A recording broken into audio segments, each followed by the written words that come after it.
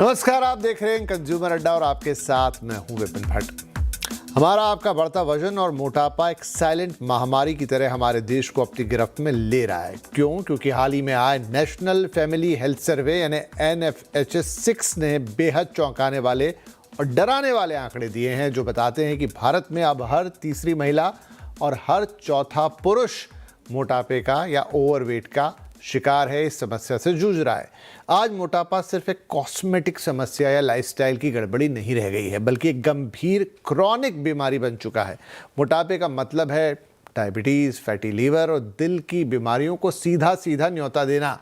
ये व्यक्तिगत तौर पर हमारे लिए अलर्ट होने का वक्त तो है ही, लेकिन इसका हमारे देश की इकोनॉमी पर भी गहरा असर पड़ता है। इसलिए ज़रूरत है अपना नज़रिया बदलने की। आज हम इसी पर बात करेंगे कि इस बढ़ते खतरे से निपटने के लिए अब हमें अपनी सोच और इलाज के तरीकों को कैसे बदलना होगा। लेकिन पहले देखते हैं NFHS मोटापे पर क्या तस्वीर दिखा रहा है। आपको बता दें कि national family health survey Bharat सरकार करवाती है। 1991-92 से समय समय पर यह सर्वे किया जाता है, जिसमें पता लगता है कि लोगों की हेल्थ, न्यूट्रिशन, फैमिली वेलफेयर की स्थिति आखिर क्या है। NFHS के अब तक 6 राउंड हो चुके हैं। पिछला NFHS राउंड 5 था, जो 2019 से 2021 के बीच हुआ था और उस वक्त का डेटा देता है। और अब NFHS 6 का डेटा आया है, जो 2023-24 के बीच जमा किया गया है। डेटा बताता है कि पिछले 4 से 5 सालों में मोटापे की समस्या काफ़ी ज़्यादा बढ़ गई है। पिछले सर्वे में 22.9% पुरुषों में मोटापे की समस्या थी, जो अब बढ़कर 27.7% हो गई, मतलब करीब 4.5% की वृद्धि। वहीं महिलाओं में मोटापा 24% से बढ़कर 30% या ऑलमोस्ट 31% पर पहुंच गया, यानी करीब 6.7% की वृद्धि। मतलब देश के 1/4 पुरुष और करीब 1/3 महिलाएं ओवरवेट हैं या मोटापे की शिकार है। सर्वे में राज्यों के ब्यौरे भी दिए गए हैं, जिससे पता चलता है कि दक्षिणी और तटीय राज्यों में मोटापे की समस्या ज्यादा है। महिलाओं में पुडुचेरी और लक्षद्वीप में स्थिति बेहद चिंताजनक है, जहां आधी महिलाओं का वजन ज्यादा है। वहीं आंध्र प्रदेश, सिक्किम में और केरला में भी टॉप 5 राज्य हैं, जिसमें शामिल है जहां लोग मोटे हैं। वहीं पुरुषों के मामले में अंडमान निकोबार द्वीप सबसे ऊपर है, जहां 46% से ज़्यादा पुरुष ओवरवेट हैं। इसके बाद पुडुचेरी, गोवा, सिक्किम और आंध्र प्रदेश का नंबर आता है। इन सभी टॉप के राज्यों में आधे लोग मोटापे या ज़्यादा वजन के शिकार दिखते हैं। ये तो हुआ राज्यवार डेटा, लेकिन अगर आप अपने आसपास निगाहें घुमाकर देखेंगे, फिर आप किसी भी राज्य और किसी भी शहर में हो, तो वहाँ भी आपको अब ज़्यादा वजन के ज़्यादा लोग आसानी से दिख जाएंगे। तो चिंता की बात यह है कि इस लेवल पर मोटापा सिर्फ खराब लाइफस्टाइल या विल पावर की कमी नहीं कहा जा सकता। अब तक हम मानते थे कि कम खाने और ज़्यादा एक्सरसाइज करने से मोटापा ठीक हो जाएगा, लेकिन मेडिकल साइंस अब मानता है कि मोटापा एक क्रॉनिक बीमारी है, जो हार्मोन, जीन, ब्रेन, नींद और मेंटल हेल्थ के जटिल तालमेल से जुड़ी है। इसलिए सिर्फ कम खाओ, ज़्यादा दौड़ो की सलाह कई लोगों पर काम नहीं करती है। पेट के आसपास जमा एक्स्ट्रा चर्बी, जिसे एब्डोमिनल फैट कहा जाता है, भारत में ये इंसुलिन रेजिस्टेंस को बढ़ाती है। यही कारण है कि देश में type 2 diabetes, high blood pressure, दिल की बीमारियां, स्लीप एपनिया, हड्डियों की बीमारी, हार्मोन की दिक्कतें और फैटी लीवर के मामले इतनी तेज़ी से बढ़ रहे हैं। पिछले 1 दशक में मेडिकल साइंस ने GLP-1 रिसेप्टर एग्नोस्टिक दवाएं बना ली हैं, और ऐसी दवाओं के आने से इलाज का पूरा परिदृश्य भी बदला है। ये दवाएं न सिर्फ वजन कम कर रही हैं, बल्कि ब्लड शुगर को भी कंट्रोल कर रही हैं, दिल की बीमारियों और फैटी लीवर के खतरे को भी कम करती है, क्योंकि ये भूख और क्रेविंग्स को ब्रेन के लेवल पर कंट्रोल करती हैं। मोटापे को व्यक्तिगत नाकामी मानने की ज़रूरत नहीं है, बल्कि इसे एक मेडिकल कंडीशन के तौर पर देखना पड़ेगा। डॉक्टर वैज्ञानिक तरीके से मोटापे का इलाज कर सकते हैं, लेकिन ये आधुनिक दवाएं कोई जादू की छड़ी भी नहीं है। इन्हें सही खानपान और सही लाइफस्टाइल के साथ ही डॉक्टरों की देखरेख में लेना पड़ता है, और वैसे इन पर काफ़ी विवाद भी है।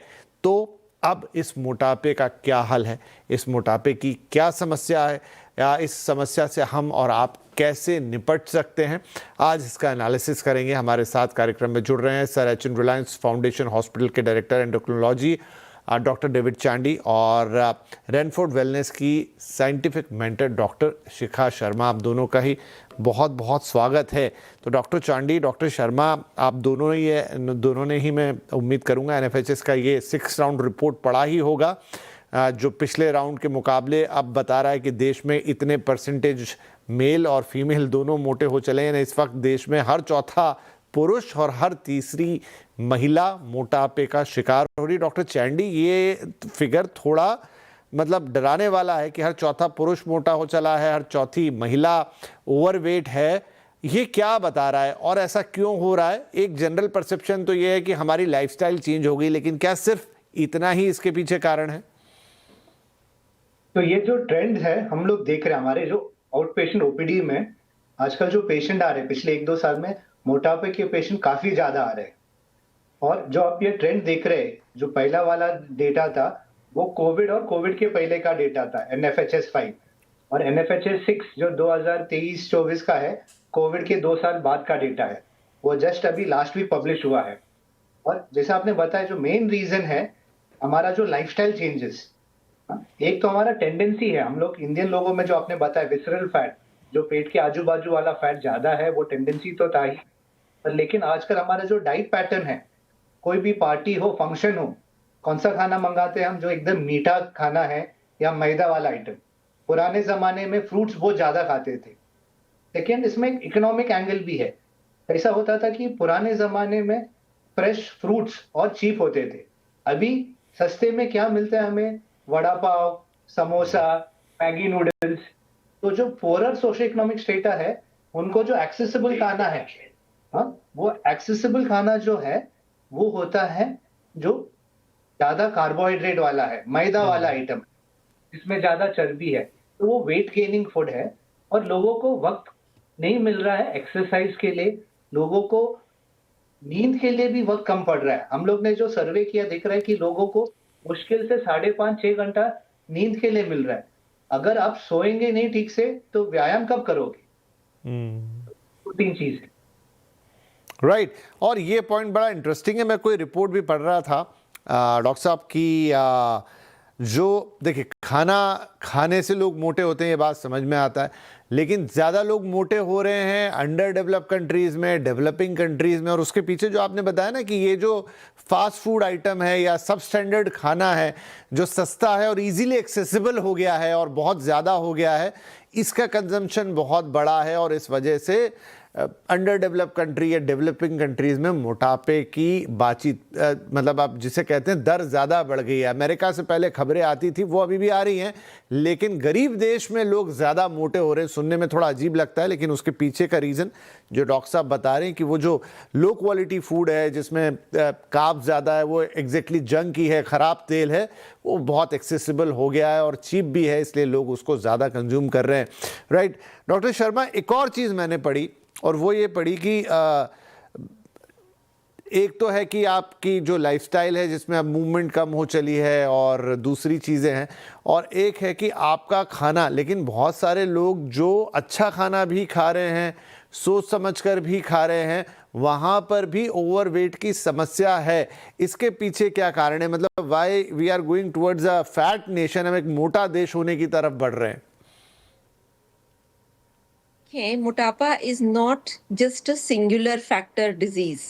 जो ओबेसिटी होती है जिसमें कि उसका जो आउटकम है वो है कि विसरल फैट आपका बढ़ गया है, तो उसमें अगर आप देखें आपका गट हेल्थ इन्वॉल्व है, आपका लिवर हेल्थ इन्वॉल्व है, आपके हॉर्मोन्स इन्वॉल्व है। अब गट हेल्थ, लिवर हेल्थ और हॉर्मोन्स को क्या 3 चीजें इफेक्ट करती हैं? गट हेल्थ को इफेक्ट करता है जो आजकल केमिकल ऑयल आ रहा है। आप देखिए जितना भी हमारा हाई कंजम्पशन होता है, सस्ता ऑयल होता है, उसमें काफी सारा पाम ऑयल होता है और जो रिफाइनिंग का तरीका है उसमें केमिकल्स ऐड होते हैं। तो ये जो केमिकल्स है हमारी बॉडी को, हमारे गट्स को पहले तो डैमेज करते हैं और इसको लीकी गट सिंड्रोम कहते हैं। सेकेंड इज कि नेक्स्ट लेवल का डैमेज होता है लिवर में। जो आपने फैटी लिवर कहा, वो एक एंड रिजल्ट है डैमेज का। और लिवर जो है वो मेटाबॉलिज्म का सीट है, वहां से मेटाबॉलिज्म होता है और जो ग्रॉस फूड है वो फाइन पार्टिकल्स में बनना शुरू होता है। तीसरा इफेक्ट जो हार्मोनल लेवल पे है, जैसे कि अगर आप स्लीप नहीं करेंगे तो कॉर्टिसोल बढ़ेगा। सिंपल शब्दों में कॉर्टिसोल क्या है? स्टीरॉइड है। आपने देखा होगा कि अस्थमा के पेशेंट या किसी स्किन डिसऑर्डर के पेशेंट जब बहुत लंबे समय तक या बहुत हाई डोज में स्टीरॉइड लेते हैं तो एकदम फूल जाते हैं। जो कॉर्टिसोल है बॉडी का, जो कि लैक ऑफ स्लीप से बढ़ता है, वो हमारा अंदर का स्टीरॉइड है जो हमें मोटापा करता है। इसी तरीके से अगर आप देखें एंडोर्फिन जो हैप्पी हार्मोन है, जो एक्सरसाइज से आते हैं, आप बाहर गार्डन में जाएँ, आप ग्रीनरी में जाएँ, एंडोर्फिन जो हैं, वो नहीं आप सीक्रेट कर रहे हो क्योंकि आप एक कमरे से ऑफिस दूसरा कमरा जा रहे हैं और फिर एक मेट्रो से या एक पब्लिक ट्रांसपोर्ट से वापस आ रहे हैं। तो एक तरह का आप कह सकते हैं कैद की ज़िंदगी है। ये जो कैद की ज़िंदगी है, प्लस उसमें क्या है chemicals in food, chemicals in the air, air pollution, water pollution. तो कुल मिला के एक कैद की ज़िंदगी और साथ में केमिकल्स हर तरीके से।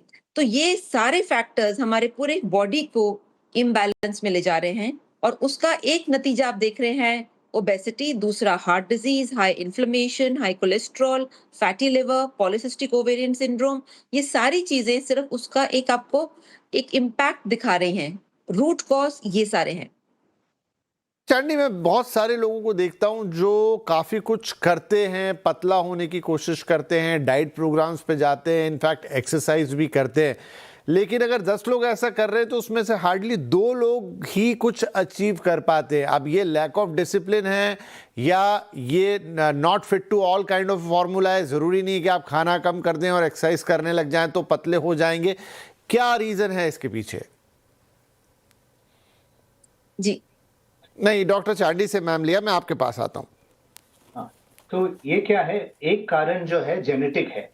तो कोई-कोई बॉडी में एक सेट पॉइंट होता है कि बॉडी को इतना वज़न बॉडी सेफगार्ड करता है। तो कोई इंसान में वो सेट पॉइंट होगा 85 या 90 किलो का वज़न। तो अगर उन्होंने डाइट भी किया, एक्सरसाइज भी किया, बॉडी थोड़ा रेजिस्ट करता है उसको। वो वही वज़न पकड़ के रखेगा। दूसरा क्या है, जो भी आपने चीज़ बताया, जो हेल्दी चीज़ है, जैसा अच्छा हेल्दी बैलेंस डाइट, मैदा वाला आइटम कम रखने या फिर शुगर वाला आइटम कम रखने, ये थोड़ा बोरिंग होता है। रेगुलरली एक्सरसाइज करना बहुत कमिटमेंट लगता है। ऑफिस से ज्यादा प्रेशर आया, किधर घूमने गए, तो एक बार हम लोग वो ट्रैक से डीरेल हो गए, तो वापस वो पटरी में चढ़ना मुश्किल हो जाता है।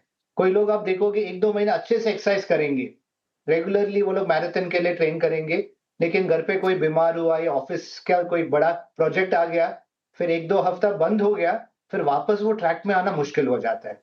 और तीसरा जो हमने बात किया कि टाइम पे सोना, आजकल वो मोबाइल का जो एडिक्शन है, हर लोग जो आदमी है घर जाते हैं ऑफिस के बाद तो उनको मी टाइम चाहिए, कुछ वक्त रात को चाहिए, थोड़ा मोबाइल के साथ इंस्टाग्राम या फेसबुक में। तो ये जो टाइम निकलता है वो नींद से निकलता है। और अगर हमारा नींद पूरा नहीं हुआ, जैसा मैडम ने बताया कि अगर हमारा नींद 6 घंटे से कम है, तो बॉडी में जो कॉर्टिसोल हार्मोन है ये बढ़ता है और ये पूरा चर्बी बॉडी में पकड़ के रखता है। तो ये लाइफस्टाइल चीज theoretically is very good, but practical implementation में मुश्किल हो जाता है। तो दर्शकों के लिए एक तो बहुत बड़ी नोट करने वाली बात यह है, आमतौर पे नींद को तो अभी जनरली लोग मोटापे के साथ एसोसिएट करते ही नहीं है और नींद तो भारत में बहुत कंप्रोमाइज हो चली है, इसका कोई शक की बात नहीं है। लेकिन बाकी तो उसके जो साइड इफ़ेक्ट होंगे वो होंगे ही होंगे। लेकिन जो भी लोग हमें सुन रहे हैं वो ये भी समझें कि सीधा सीधा मोटापे के साथ उसका कनेक्शन है। अगर आपकी नींद डिस्टर्ब्ड है, अगर आपकी नींद अच्छी नहीं है, कम है और अगर ज़्यादा भी है तो ख़राब क्वालिटी की है, उसका सीधा असर या कोरिलेशन आपके वज़न, आपके मोटापे के साथ है।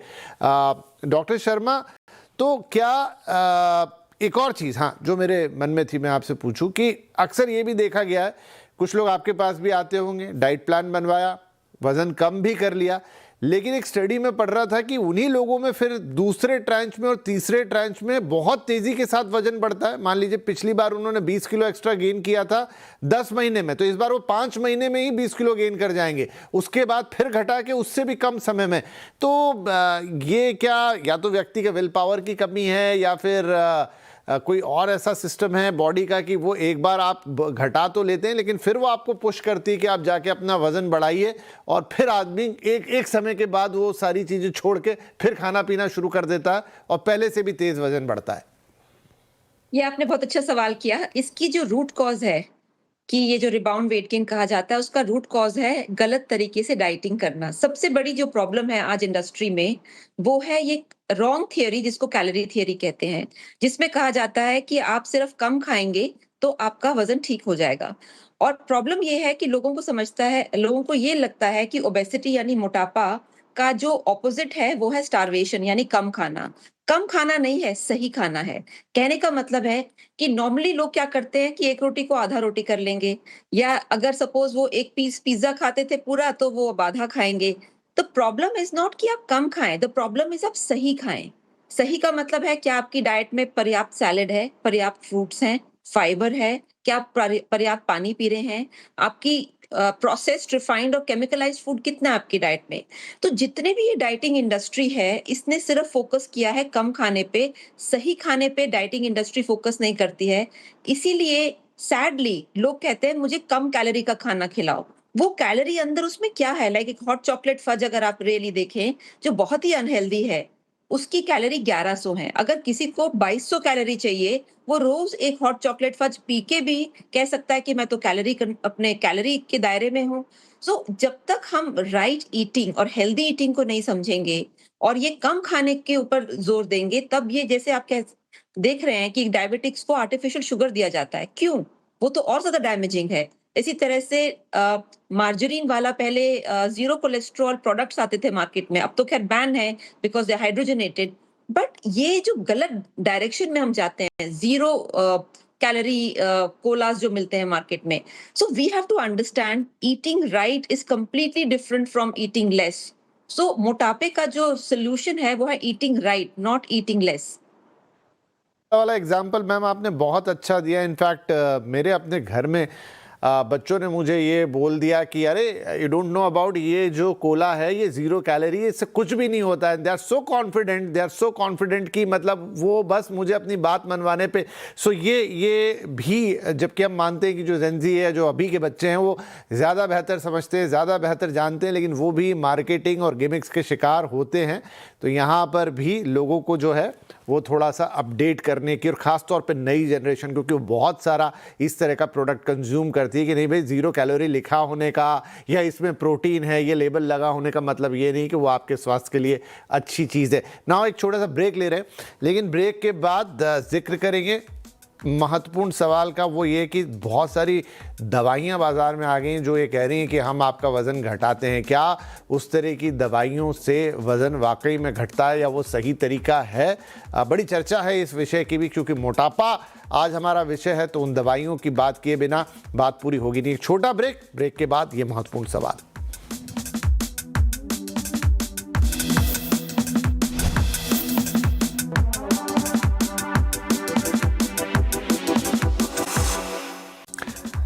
Welcome back. देश की टेंशन, बढ़ता वजन, और ताजा सर्वे कहता है भारत सरकार का कि देश में मोटापा तेजी के साथ बढ़ रहा है, जहां हर चौथा पुरुष और हर तीसरी महिला देश में मोटापे का शिकार है, और ये नंबर और तेजी से बढ़ सकता है। तो क्या एक मोटा देश बनने की तरफ हम हैं? और मोटापा मतलब ढेर सारी बीमारियों को आमंत्रण। ऑलरेडी हम डायबिटीज़ कैपिटल और ना जाने क्या क्या हमें कहा जाता है, और बहुत सारी लाइफस्टाइल डिजीज़ तो हमारे यहाँ इन दिनों लोगों को घेर ही रही हैं।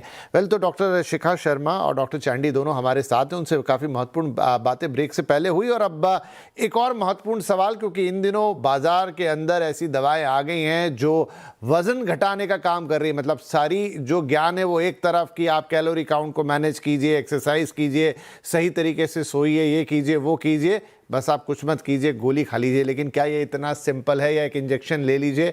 चूँकि डॉक्टर चैंडी, इन दवाओं की बहुत बातचीत होती है। ओजेम्पिक अब एक पर्टिकुलर ब्रांड नेम है, क्योंकि वो इतना पॉपुलर हो गया है तो मैं उसका नाम ले लेता हूँ, लेकिन यहाँ कोई ब्रांड स्पेसिफिक बातचीत नहीं कर रहा।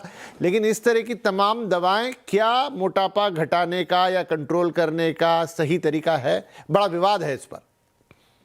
तो ये एक ऑप्शन है, तो हम लोग ये दे सकते हैं, अगर किसी का वजन और उसका बीएमआई अगर 30 के ऊपर रहा, या किसी का बीएमआई 28 के ऊपर है और उनको उसके साथ कोई बीमारी है, जैसा शुगर का बीमारी या किडनी या हार्ट या स्नोरिंग का प्रॉब्लम, तो वो ये दवाई के लिए क्वालिफाई होते हैं। पर लोग क्या गलत करते हैं, एक बार वो दवाई लेते हैं, वो लोग को लगता है कि डाइट पे ध्यान नहीं रखना है, एक्सरसाइज नहीं करना है, नींद पे ध्यान नहीं रखना, एक शॉर्टकट जैसा लोग लेते हैं, दवाई लिया और बाकी सब कुछ भूल जाते हैं। तो जैसा डॉक्टर शर्मा ने भी कहा और मैंने भी पहले कहा कि हमें ध्यान रखना है, this is just one component of the treatment. हमें एक बैलेंस्ड डाइट रखना है, रेगुलर सस्टेनेबल एक्सरसाइज रखना है, और एटलीस्ट 6.5 से 7 घंटा रोज सोना है। उसके साथ जब हम लोग ये GLP-1 एनालॉग नाम के दवाई लेते हैं, तब डेफिनेटली वेट लॉस होता है। और हमें इसमें दूसरा चीज याद रखना है, काफी लोग को क्विक रिजल्ट चाहिए, और लाइफ में कोई भी चीज जब क्विक रिजल्ट्स के पीछे हम भागते हैं, हम लोग को प्रॉब्लम होता है। तो इसमें भी we need to go low and slow. तो डॉक्टर हमेशा बताएंगे कि दवाई लो डोज में चालू करो, धीरे धीरे इसको बढ़ाओ। हम लोग ने अक्सर देखा है, लोग क्या करते हैं, क्विक रिजल्ट्स के लिए हाई डोज चालू करते हैं, या फिर डोज बार बार जल्दी बढ़ाते हैं। फिर पेट का साइड इफेक्ट या जुलाब या कॉन्स्टिपेशन या एसिडिटी ऐसा दिक्कत होता है। लेकिन सर कोई मानने को तैयार ही नहीं है, धड़ल्ले के साथ ये दवाएं बिक रही हैं। सरकार ने भी इनफैक्ट इस पे आगाह किया है, ओवर द काउंटर अवेलेबल है, और अब तो उनके सस्ते वर्जन्स भी आ गए हैं।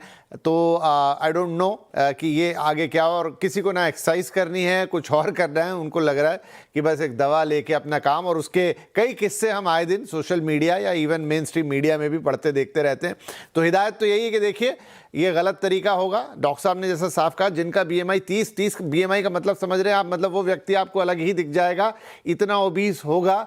उन लोगों के लिए है जिनके लिए क्रोनिक मोटापा है, जिनको बहुत ज़्यादा हाइपरटेंशन, डायबिटीज़ बहुत बड़े लेवल पे हो गई है, वहाँ पर वो भी डॉक्टर की सलाह के साथ और एक प्रॉपर डाइट और एक्सरसाइज शेड्यूल के साथ, ना कि सिर्फ दवा खाई और काम हो गया। क्योंकि अगर आप आज कर भी लेंगे, कल नतीजे आपको भुगतने पड़ेंगे।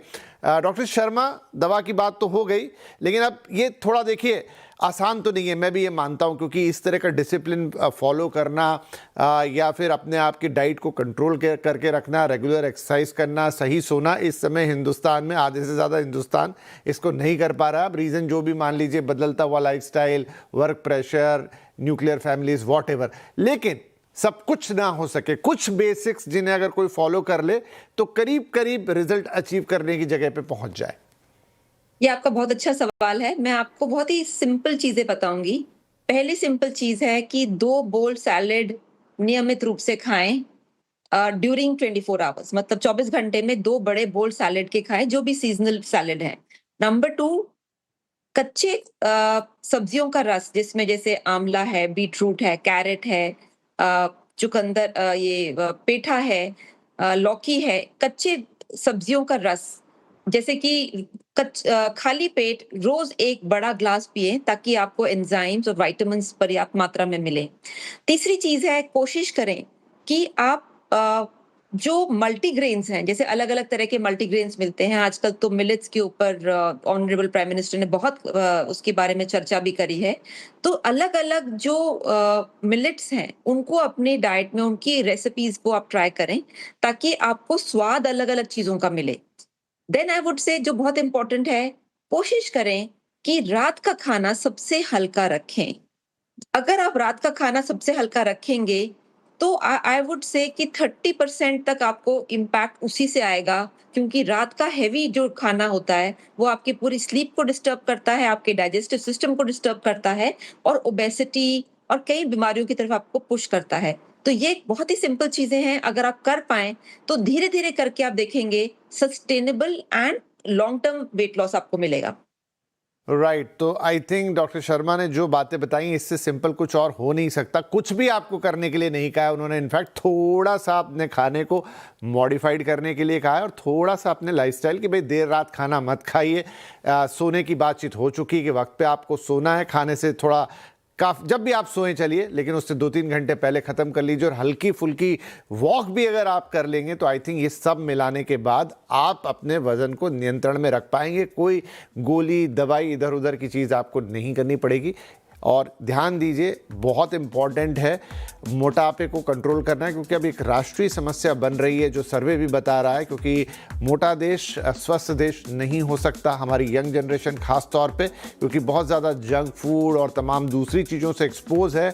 अवेयरनेस बहुत ज़रूरी है, आपका स्वास्थ्य बहुत इंपॉर्टेंट है, और मोटापा अगर कंट्रोल में है तो आधी से ज़्यादा बीमारियां ऐसे ही आपसे दूर रहेंगी। बहुत बहुत धन्यवाद डॉक्टर शिखा शर्मा और डॉक्टर चांडी, ये वक्त निकाल के बहुत इंपॉर्टेंट बातचीत हमसे करने के लिए और ये अवेयरनेस फैलाने के लिए। Thank you very much.